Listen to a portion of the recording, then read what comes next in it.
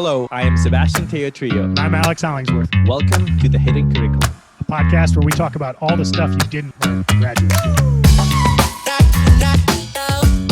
Welcome everyone. Thanks for joining in today. Today we have a really cool episode where we're going to dig into more details about workflow with my co-host Alex. Alex, how are you doing today? Doing well. I'm pretty excited to share some of these things and then to hopefully learn from everybody about what they do. Yeah, no, we're very excited. So we got in a lot of requests to talk more about how we work, and we will be developing those episodes as we go. But for today, we're going to have a special structure. So if you're listening to this on audio, that's great. And we'll put the information that you need there. But there's also going to be a video that is basically going to be the video version of this podcast where you can actually see Alex going through his computer and showing his workflow. And that will be linked on the show notes. It's going to be under our new YouTube Hidden Curriculum channel. So now we can say we're YouTubers, which is great. I don't know if I like that. Yeah, it's been my dream. So, it's great.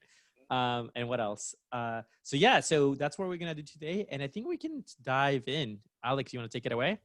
Yeah, sure. So just to start off, this isn't like some correct workflow. And what this means by workflow isn't like, so in the episode we did before, we tried to stay at a high level and like not talk about specific tools.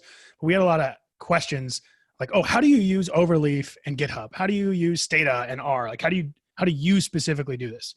So I just wanted to show you, if I were to start a project today, what I would do.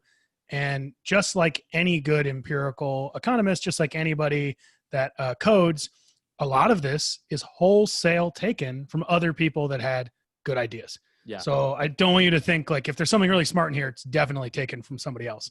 Right. So, and it's mostly other people I've co-authored with. So Ivan Rudik, other people that have written really good guides like Julian Reif, and thousands of anonymous people on Stack Exchange. So if there's anything that doesn't work, it's because I probably screwed it up. Right? Or we can blame it on them. No, I'm just kidding. Yeah, exactly. It's the Stack Exchange people. No, yeah. They're amazing. So I'm just going to... And how, like, do you... I want to ask two questions. One is, how long do you think it's been a process that is taking you here? Like, have you not modified anything from about 2-3 years ago? Or as we know, it's a constant process and you're now changing things more than before or less than before? I'm constantly changing and upgrading and tweaking things almost to a fault, I imagine. But like, so for instance, Julian's How to Code in Stata guide or whatever he calls it came out recently.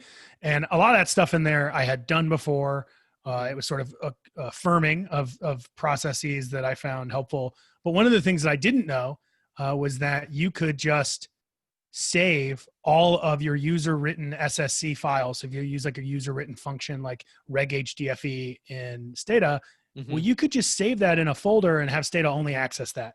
So that was something that like Julian recommended. So that's something like basically Ivan and I immediately implemented in our setup. And it took a little finagling to get to work in some settings, but it works quite well. All right, so let's dig in. So you're about to start a project. What do you do? Okay, so I basically copy an existing project. I do the same thing for referee reports, for all sorts of stuff. I take something that is working and I copy it and I tweak it. So what I tried to do today is I tried to make like a totally empty project with like no information. Okay. And this stems from a thing that I had sent to co-authors previously that I wanted to show them how I like use data output. So like a graph or a table or something, and how I integrate it with LaTeX. So just like honestly, and you can sort of see the date modified here, in the 10 minutes before this, I tried to like get all of the files together in like a blank project directory and a structure where I think it would work if you were trying to sort of start an entire project, not just showing that one thing. But I want to stress, I haven't done this. I haven't actually hit run on the do file on anything. So stuff's going to break. I'm going to try to fix it. We'll edit out like from at least the audio, anything that's like really long. But in the video, like if you're interested, we're not going to like edit the video. You can see all the steps and things that I have to do to fix it up. And are you going to explain us these two windows that you have here? What are the difference? Exactly. So one of the windows is basically a window to a Dropbox folder that's titled example project. Mm-hmm. And then the other is a local, well, both are local on my computer, but one is synced via Dropbox. And the other has the exact same name and it's somewhere else on my computer. It's called example project. Okay. It's not pertinent that they be the same name, but basically one of them is going to be stuff that I want Dropbox to sync. Mm-hmm. And then the other one is going to be stuff that I want to put in version control or not sync at all. Right. So one of them is going to be sort of attached. Is going to be synced using GitHub, and one is synced via Dropbox. And why not everything in Dropbox? So what I want is a full version history of all of these files in a way that really accurately integrates differences in code. So Dropbox is great in the sense that like if I make a change on this to a particular file, it'll make that change also on your computer. But let's say I make a change to a very specific line of code and you make a change to another line of code, Dropbox is going to struggle merging those two changes. So GitHub is something that's very good at integrating those different changes. And you also get sort of a more granular version control. So think of it as like a history of all the saves you've made in GitHub than you can in Dropbox. And can you quickly give us an example of when you use that version control feature, whether that was with co-authors or in a project by yourself? So I use it both with co-authors or in projects by myself. Maybe telling you why it's useful more than, so I use it all the time. Basically, anytime I like hit save or I implement a new feature, I also make a commit. You can just think of that phrase. Making a commit is like saving it again in GitHub. And a time when it was really useful was I made a stats package that does a type of synthetic control using a lasso.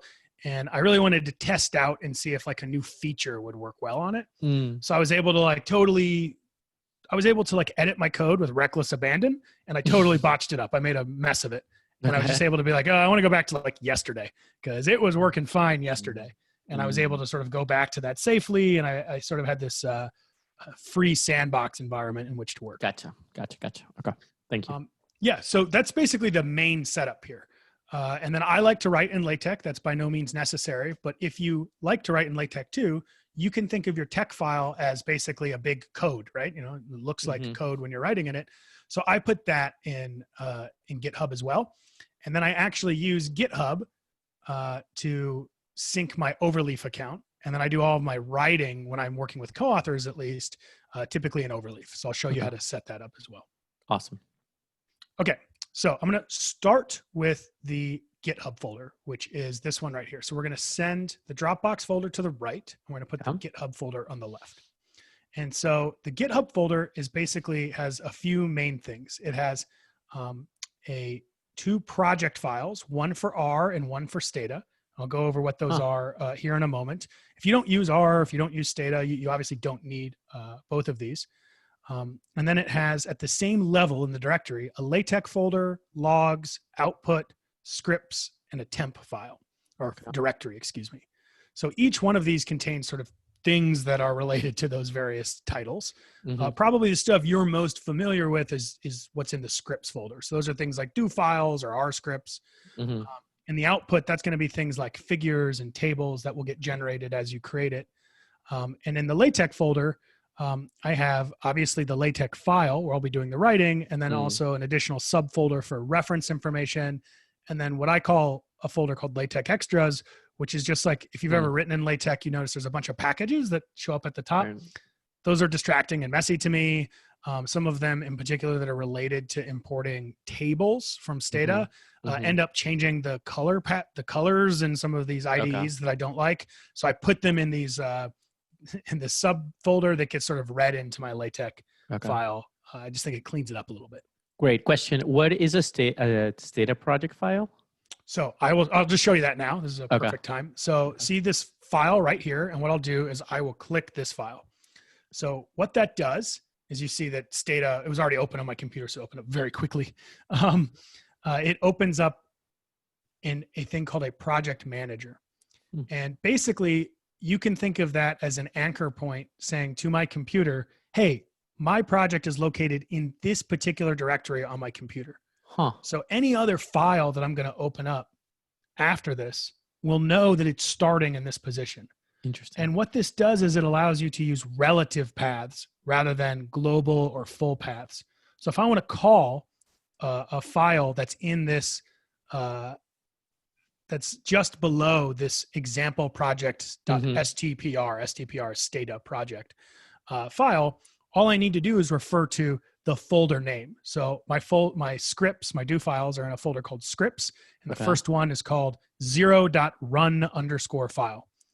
So once I open up this example project Stata project, all I need to do the do file, run file, is just type in do 0.run_file. I don't need all of that extra preface material to say where it is on my computer.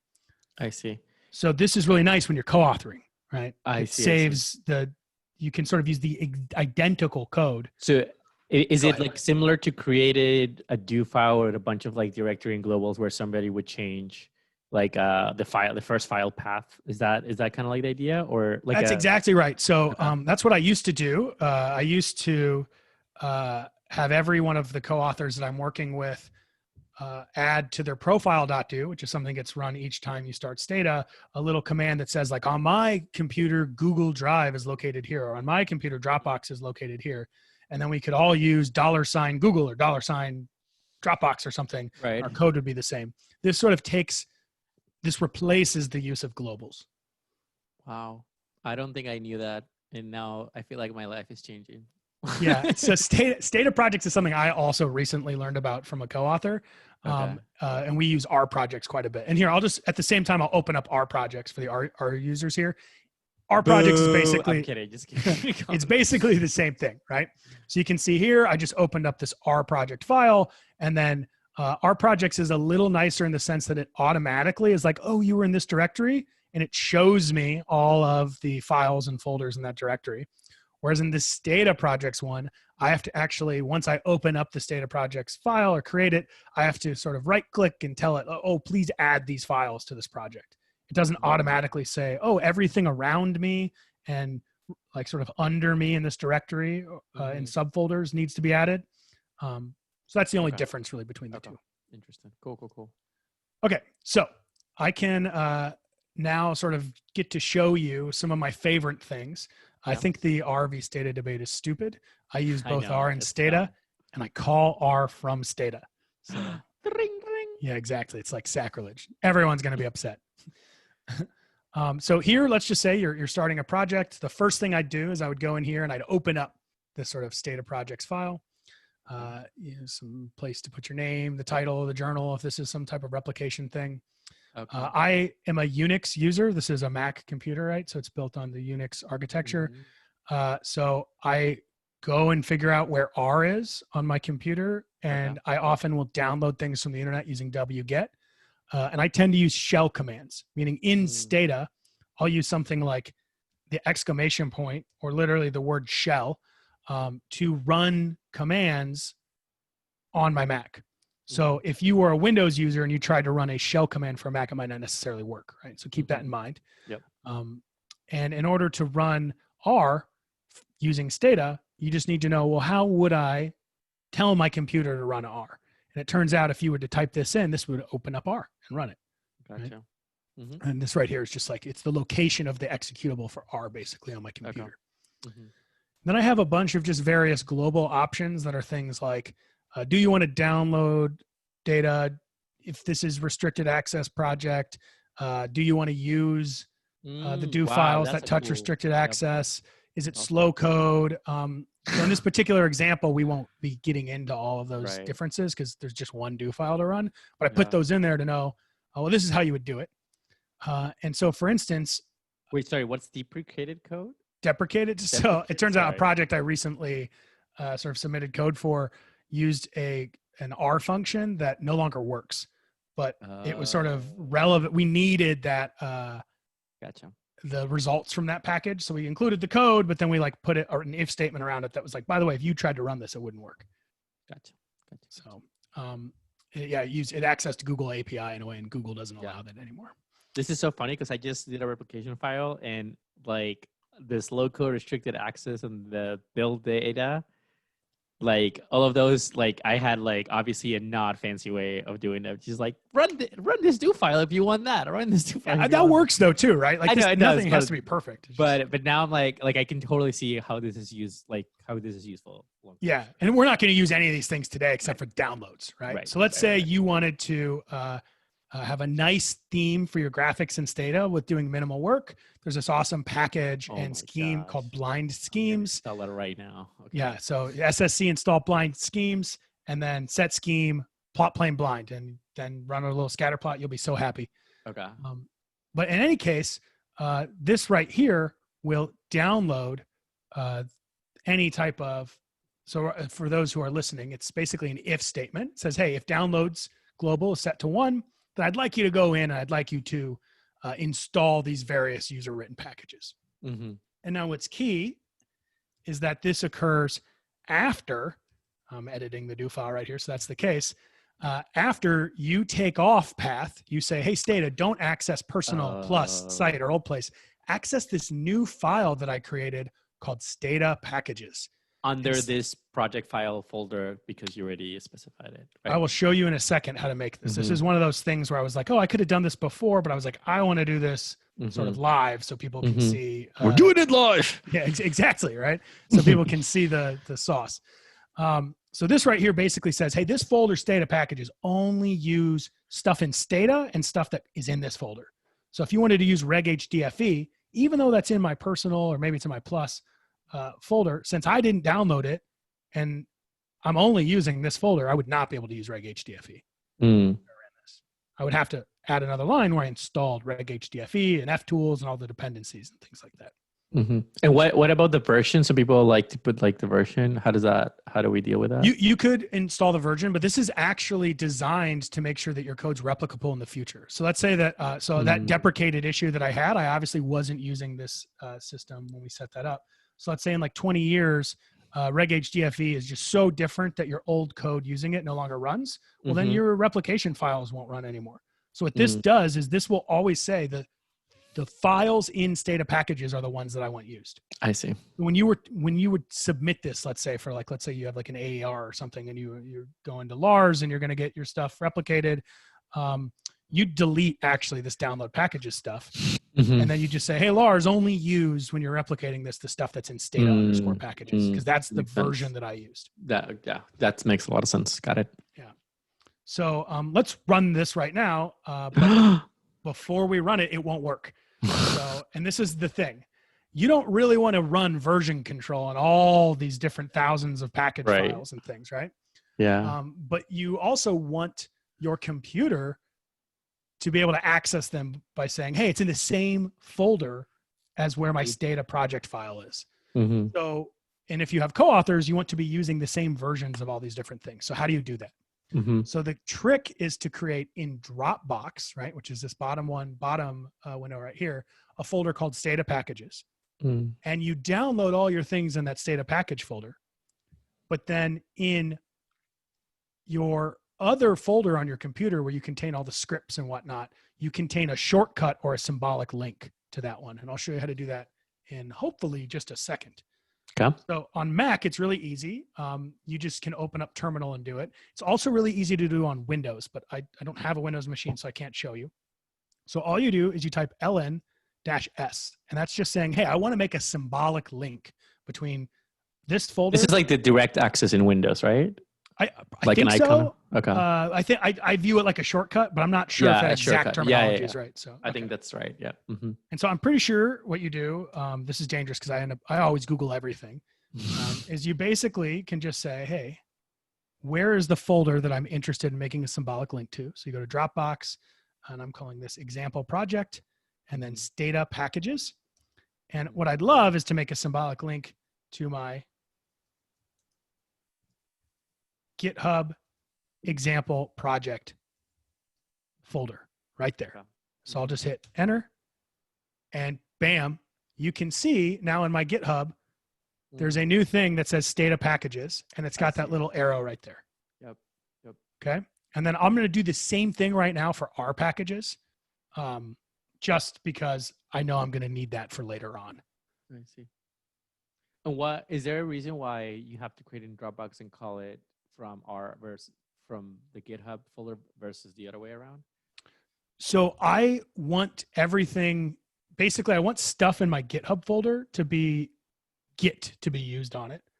And I don't care to know about all of the different changes. And basically, when you download packages, R packages or Stata packages, thousands and thousands of files will be downloaded, and that will gum up. Your computer will always be looking for all those smallest changes and all those different files if you put them in Git. I don't care about those small changes. Okay. I just want them in a spot where both my co-authors and I can access, and they're sort of static. Okay. So I like to put them in Dropbox for that reason. But then the scripts, the things that I want Git to be using, are in this GitHub folder. So it needs to sort of be at the same level in the same folder in order for them to access it, where the Stata project file is actually useful. Yep. Okay, so we made that. And now we'll go and we'll download so we can see. Look, we'll open up Stata packages. It's empty. Right? Magic. Nothing's in there. And we'll download SDout and blind schemes real quick. What are you running this do file or file? I'm sorry? Is that a do file window in Stata? Like, what are you using? It's a Stata project window that shows you the do file. Okay. But you can see now, so this ran. It seemed, downloads was set to 0. So it ran, but nothing happened. Right. So as soon as I turn my option on for the downloads to run, it's running. And now it's downloading SDout, and then it'll be downloading blind schemes afterwards. Claps. Let's do claps. It worked. And so you can see here, it says installing into Stata-packages. So now if I, from the Dropbox window, I look at Stata packages, like, oh, wow, it has a whole bunch of files and things in there now that were just downloaded when I SSC installed those 2 packages. 10 out of 10. So well, that's the first one we ran without error, but we'll see. There's a lot more. 10 out of 10. So now we'll just sort of go through. The rest of these are various globals. Like I said, you don't need these anymore. These are sort of vestigial from previous ways that I've coded, right? These are basically just saying, hey, instead of data for analysis, we'll just use the data path global, right? And there's all sorts of things for raw data, temp paths, script paths, results. I tell Stata, hey, I'm version 15. I close open logs. I close memory. I make a global for the date. I set the font that I'd like to use. Probably a thing that's new for people is I also set scheme plot plain blind. That's a scheme that comes from those blind schemes package that I just installed. I literally was texting some of my friends about like, hey, do you have a scheme, that you use? Because I always like to use this other one. So I'm gonna check that out. This is awesome. It's pretty nice. I really want to do this like right now as I'm like doing those. You do it just a second. We'll have it. Just a second. Yeah. So Cody Wing showed me this, so it's great. Gotcha. And this is the one that has like, it's great for people who are colorblind, I think. Correct? Allegedly, I am not colorblind, so I cannot evaluate that. But yes, it's designed basically for people that are colorblind. Gotcha. Amazing. So set more off, obviously. Matrix drop all, and then some information that might go on the top of a log file if you want it. You can see I just literally copied this from an existing project.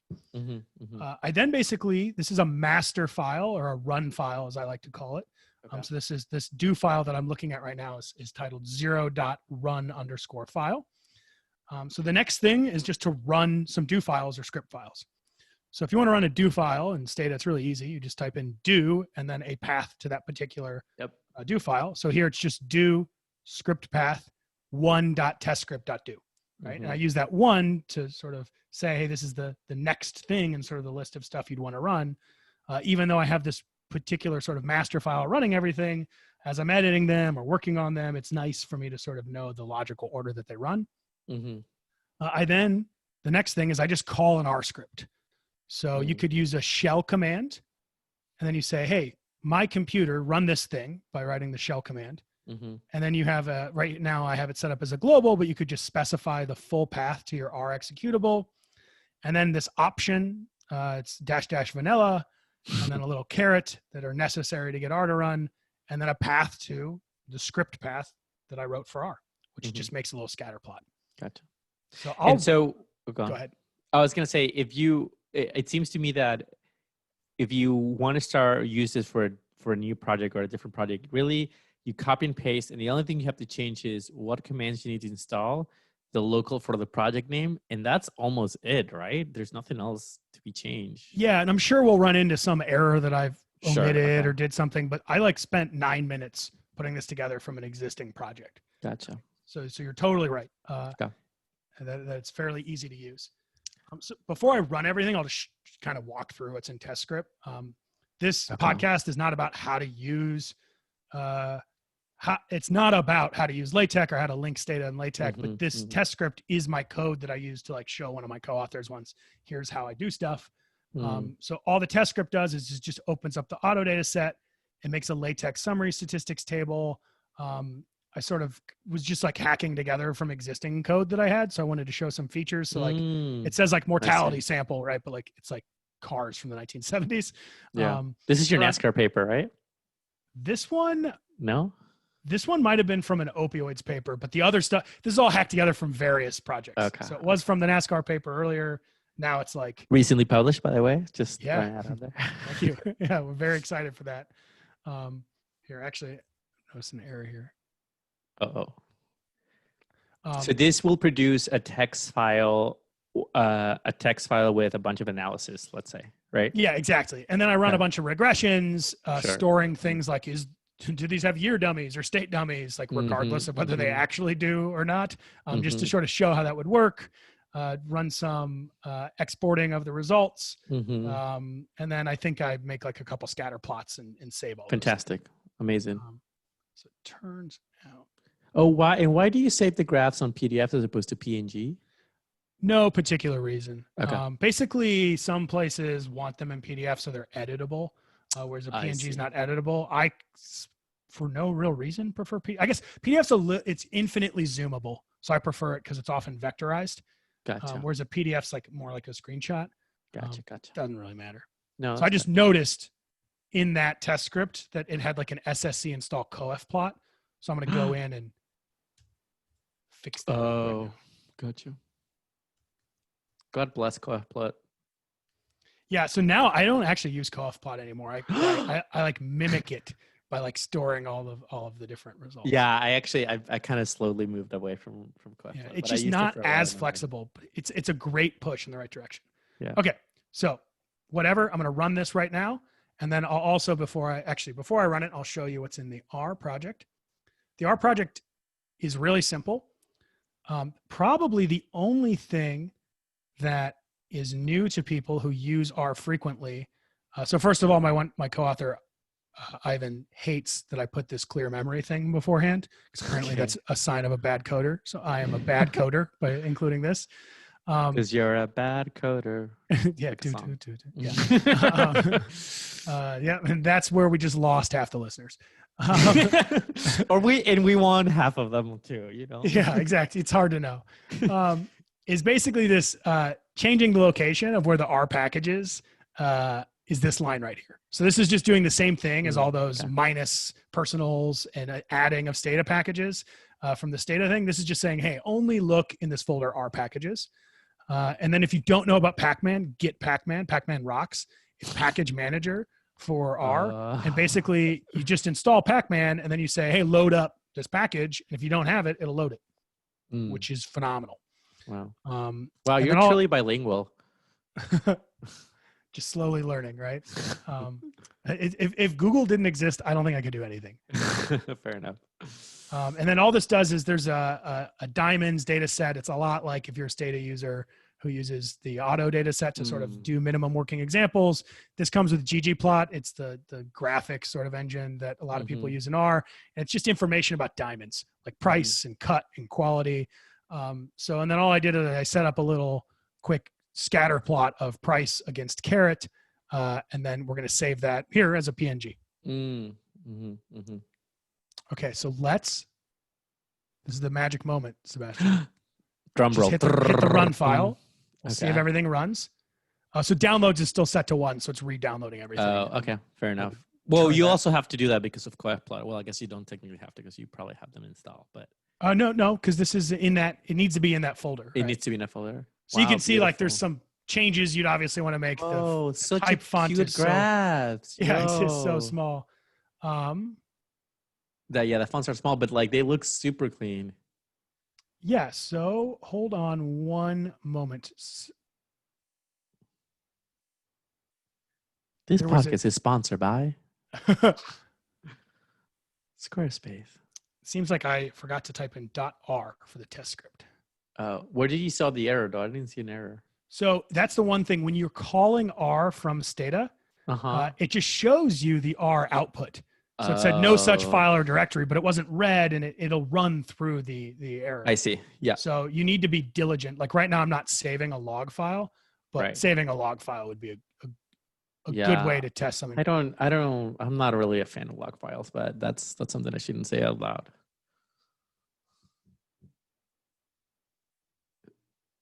Execution halted, so there's another problem. There's something going on. Hey, so this is Alex. I'm just doing a little addition here to fix that one error that occurred during the live stream podcast with Sebastian. So if you recall, what I was trying to run was this command that runs R from Stata, which is just shell, and then a link to the R path, an option, and then a link to the script that I was trying to run, which is just going to make a scatter plot. And what was happening was on this screenshot right here, it was opening R successfully, and then it was saying, hey, we're trying to use cran without setting a mirror. So during the live stream, I didn't like process that this was the error, but this is actually a pretty simple error to fix. All that it involves doing, since this is the first time I'm using this sort of custom library path, the R underscore packages path, is I just need to tell R, and there's a couple different ways you could do it, but this is one of them down here. Hey, when you're going to go download a new package, download it from this particular website. So there's a lot of universities and institutions that host CRAN, which are, you can think of as like user written packages for R that are approved by this pretty awesome volunteer group. So here's one that's held at Iowa State. So all I did was added this to my R script, and then I reran everything, and you can see this is where we were getting that error before, right, where it was trying to load Haven. We no longer have this error. It just continues and it rolls right through. So it downloads not just the package tidyverse and Pacman, but all the things that those depend on. So it took a little bit, maybe a minute or two, to download all of them. And then it successfully, after downloading all of these, ran the code and ended up saving the R figure. And then you can confirm that this was the case by going into the R underscore packages folder and making sure that all of these things were actually installed to that location. So here is my GitHub folder. We'll go to example project, and then we'll look at R packages, and you can see that little arrow there, which indicates this is a symbolic link. Click that, takes us to the Dropbox folder here.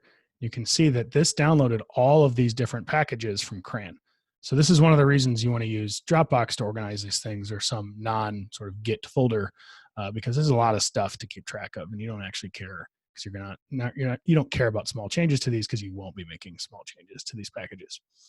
Another cool thing, after I made this change right here that's highlighted, if you go open GitHub Desktop and then you look at testscript.r, 2.testscript.r here, it'll show you with plus signs all the changes that I made. So if you want to quickly look at sort of a version difference between two files, this is a nice visual way of doing that. And then you can just say I fixed issue where cran mirror was not set. Commit that message, push it. And now that this is done, I could go on Overleaf and I could pull in those changes. All right, thanks everybody. So rather than me trying to debug that on the fly, because I think that might take me a moment, what I'm going to do is I am going to run this script file. That way we have access to the output, and then I'll try to debug this and I'll figure out what was going on with it that makes sense. I post this on there. So yeah, and I can cut it out from the audio, but not for the video. So right here, I just went into the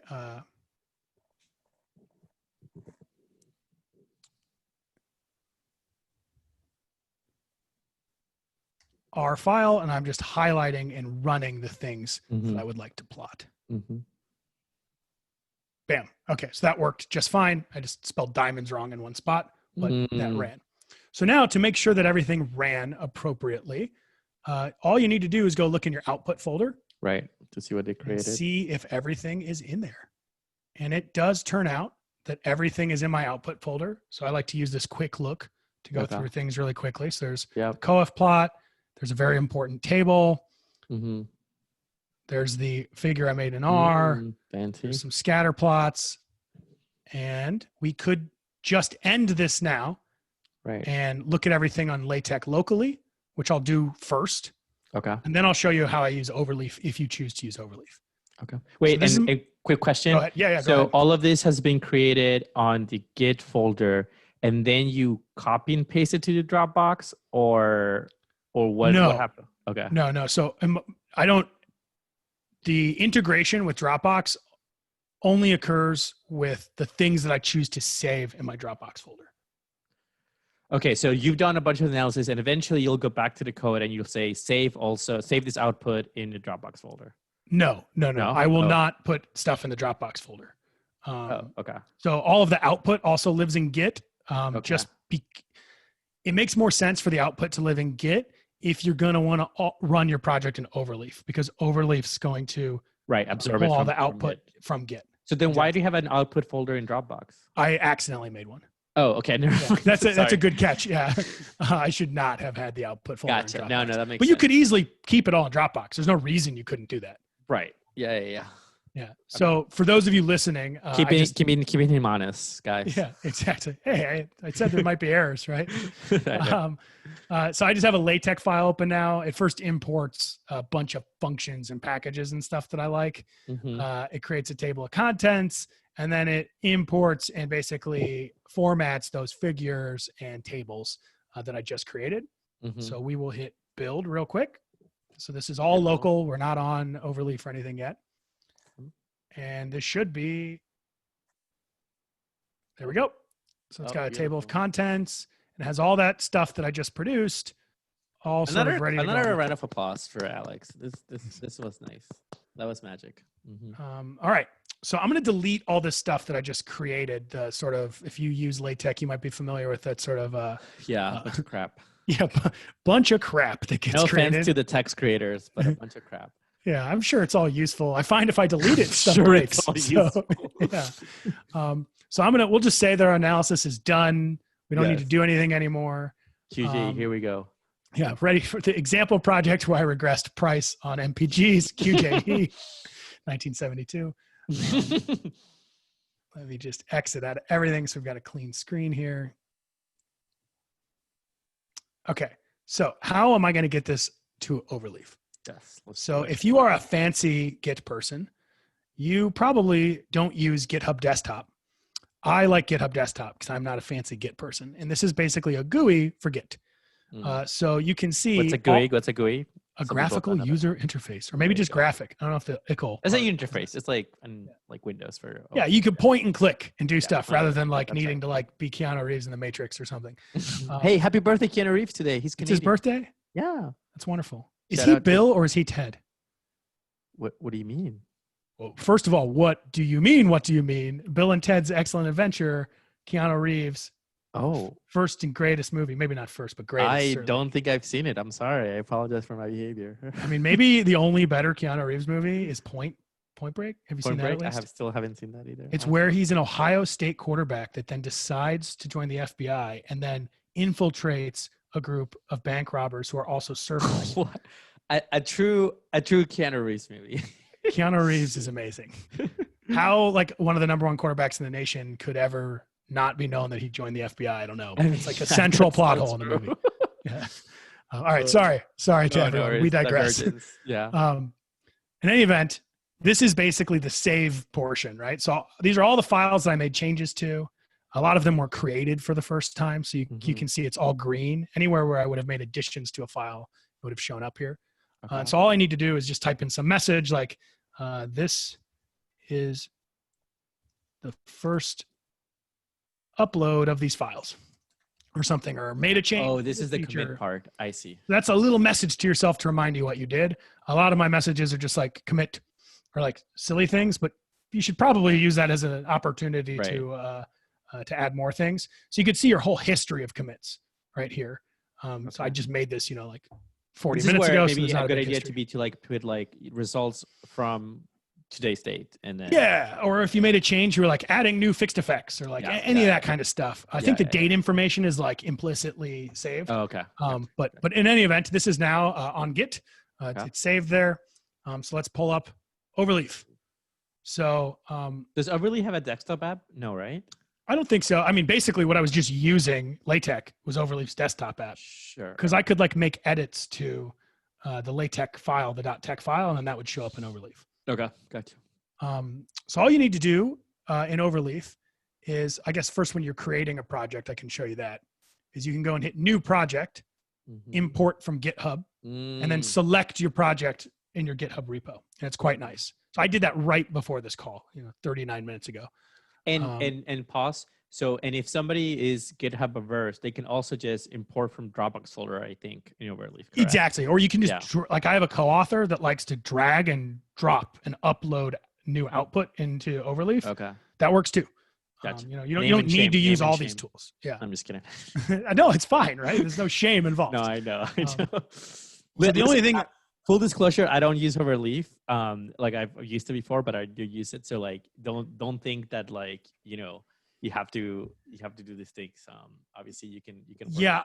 And I actually don't really like Overleaf. I use it a lot though, because I like to co-author with people and I want to use LaTeX. So I find when I want to co-author people that don't use LaTeX, Overleaf's the way to go.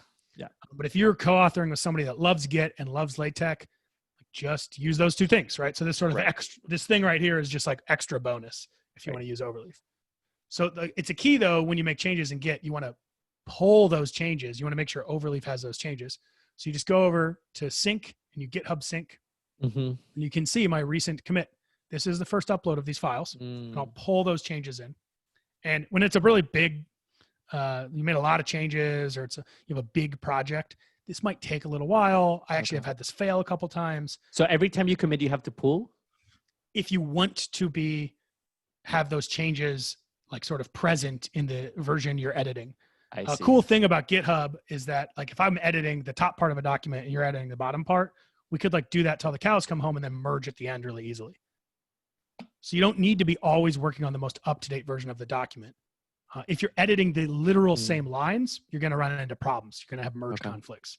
So this is a little bit of what we were talking about at the beginning of the benefit, where in Dropbox, and let's use a Word file for now. If you're editing a Word file, two people are editing a Word file at the same time, then it's going to create a conflict version and you don't know which is the most updated or not, versus here, it can take care of that in that sense. Yeah, it can handle simple merges where like it's obvious. Like, oh, you edited line 120, somebody else edited line 240. There's no conflict there. It obviously will not know what you intended if you both edited the same thing. Yeah. Right. So there could be like, it could be obvious to you, but not obvious to the computer merge conflicts that you need to resolve. And even so, let's say I'm editing something above, but then that's putting down the lines, and the person who is writing something below, like, how does that work? It can handle that shift because geniuses wrote the code. I don't know how, but it handles that shift. It's a reasonable question. Magic. Got it. Exactly. Man, you're full of songs today. I love this. So my partner, a trait that I have that I don't think she enjoys very much is that every time there's a word or something, I associate it with a song and I just like go for it. So it's like our life is a little bit like a musical, basically. like a draft of a musical though, because it's not like you're that's true. Thing, right? That's right. I love that. Okay, so for those of you that are listening, maybe this part we'll edit out. I'm not sure, but it just finished pulling in all the changes. So it took that entire time. And now I will basically explain what this Overleaf thing looks like to those of you that don't know. It's a browser way, an online way of interacting with LaTeX files. It's quite nice, and collaborators can use much like a Google document. So the far left, it has 3 columns. The far left column is basically the folder structure. The middle column is my LaTeX.tex file. And if you have multiple .tex files in there, you need to make sure the right one is being selected. And then the right one is a PDF representation of that. I just confirmed by looking at the output folder, stuff did get imported correctly. Sometimes it says it's done and it like didn't pull it in. A weird thing about my setup is because I use these subfolders, LaTeX extras, the first time that I compile, often it doesn't work. And it just says like error. Okay, this time, just because, that's how life works, it just worked. But if I hit recompile again, it just solves whatever the problem was. Gotcha.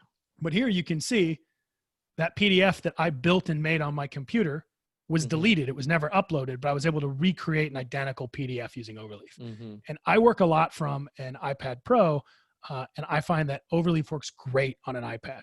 So I can go. So you're able to write and compile in the iPad. Yeah. So you can just bring that. That's like a laptop replacement, basically. So I can make edits and work on things. That's like the dream. Yeah, exactly. And then you can make comments, and you can change the window size, and you can use version control. I happen to pay for Overleaf Premium because one time I basically exceeded their file size for a project. And when you are like 99% done with a project and the system you've used is like, give us $20 and you can continue to access your project, you just immediately pull out the credit card. So I don't actually know which of these features I don't know which of these features is premium and not.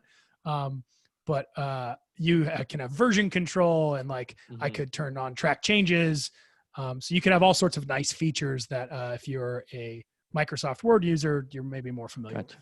Wait, question. I see a chat feature. Is that a chat for chatting to people who are working on this document, or chat for something else? Yes. And since this is a solo document, it would be a very lonely chat. Alex, you are great. Yeah, this is the best. Gotcha. Okay. So that's basically the setup. There are a few other things that like I didn't mention. So for instance, Sebastian and I talked about, there's probably a lot of other files you might want to keep track of, like journal submissions, referee reports, presentations. I typically keep those in the Dropbox folder. Also here, I just realized I used data sets that were designed for sort of messing around with code that were pre-installed in both of the software R and Stata, the diamonds of ggplot. If you had data sets that you were using, I often keep those in Dropbox and then create a symbolic link, just like we did for the Stata projects in our projects folder, because I don't care about having Git on those data sets, and I don't need Overleaf to access those. Gotcha. And then let's see, there was one other thing I forgot about. Oh, yes. So if you are using Git, which I highly suggest, you can also use a git ignore file, which is quite useful. So for instance, I don't care about my temp file ever having Git on it. I don't need like temp folders or temp files. So git ignore just says like, hey, anything file that has these characteristics, don't run Git on this. Okay. So I use a git ignore file, and that's why you'll notice if you see a discrepancy in the folder structure between right here, this window, and then this window right here, and what shows up in the Overleaf, it's because only those things that sort of survived that git ignore exclusion are there. Okay, 2 questions. So can you show us the thing about, I'm going to change my code and branch it out and then go back to before the change thing to see how that works? Yeah, that's super easy to do. So let me. And then the second question is, if you have a good YouTube video or some link to a tutorial for people who want to start using Git, you can let me know and I'll put it on the show notes or on the. Yeah, what I find with Git is like people make it really complicated because it can do so many things, but like all you need to do is like download it and then like use it. Okay. It's like basically like use GitHub Desktop and be like, every time you save or you're at a point where you're like, okay, I'd love like a version of this to be like there, or I want to start working in Overleaf, just like commit and put it up to, the sort of the cloud. And then you're fine. Like all that other stuff's great that it does it, but it's not necessary to have these version control. And then if you get in a problem where you're like, oh man, I need to go back a couple weeks, Google your heart out and figure out how to use it. So, like, or Bing.com. Yeah, that's true. Yeah, I forgot. It's like from the dark side. Okay, so I made a change. I just said this is a change in this file. So you can see if I go to changes in my GitHub desktop, it says, this is a change. Now I could update this to the master branch, or I could create a new branch. So often we'll call this like the dev branch or something. So like that's some development code I'm working on. Gotcha. And then you could change like, well, do you want to put this in the master, or do you want to bring all the changes to this dev branch? So now I'm in the dev branch. Let's say, so I'll say like update test script.1. publish it. So now the branch is up there. So I'm working in this dev branch. Everything's great. And I'm like, you know what? I want to go back to that thing that was working really well. So all you need to do is go up to the branch, switch back to master. And then you'll actually notice if I open up this do file, that change isn't there anymore because I never added that change to the master branch. And then if I go over here and I'm like, oh, let me go to the dev branch, open this up. Ooh, that change is there. Wow. So it literally changes the files on your computer. 10 out of 10. Based off what branch you're in. Yeah, that's amazing. That's great. Well, this is awesome. I feel like I've learned a ton. And listeners from the podcast, I would, this is a long episode. So what I would recommend is to listen it by parts or go check the video and you don't have to do this all in one sit in, but you can just do it by parts. And that's, I think, a really good way to consume it. But any other final thoughts, Alex? No, I'm good. Maybe we should add a note to the beginning that it's a long episode too. Yeah, maybe we should. Or maybe I'll in the description. I'll add a note about that. Great, this is awesome. So that was Alex's workflow for particularly coding and to start analysis and that output. Obviously, there's other types of things like workflow from like writing a paper or how to handle email and all the stuff like that we'll be touching in the next few episodes or podcasts. But this is our attempt to do that. Every week we do a recommendation of the week. This could be anything, a tip, an abstract concept, a book, a song that we think will make your week better. Alex, what is your recommendation of the week? Okay, so I'm trying to stick on theme right here. I think when people are coding, something that they screw up with is they start at the end. They have a particular problem and they want to know how to solve it. But one thing I've learned from many hours on Stack Exchange is that a minimum working example is the way to go, right? Find out the smallest way that you can replicate your problem, then figure out how to solve that. And the same thing goes when starting a project from the ground up too, even if you don't have an area you're trying to solve. Figure out how to make it in the simplest way and then slowly add the bells and whistles. You'll be much happier. Amen. I like that. That's great. Mine is a little bit off topic, and I was noticing about it today, and I wanted to say it before I forget it, which is if you don't have a toothbrush in your kitchen sink, you need to get a toothbrush in your kitchen sink right now because it really helps clean a bunch of stuff that you're probably not cleaning really well. So have a toothbrush. I'm so happy that was your tip because I just saw a toothbrush in the sink and I was like, you leave your toothbrush for your teeth in the sink? I was prepared to disagree. No. It's just like, I think I started this a year ago and I'm like, this has really been super useful, like way more than I thought. So have a toothbrush in your sink. That is awesome. Anyway, that's my recommendation for the week. Hope you like this episode. Again, subscribe wherever you listen to your podcast or subscribe to your YouTube channel now. It's been great to have you guys this week. Yeah, thank you. And thank you to everybody that's anonymous on the internet that posted all this code and all my co-authors. That's right. Awesome. See you guys. Bye.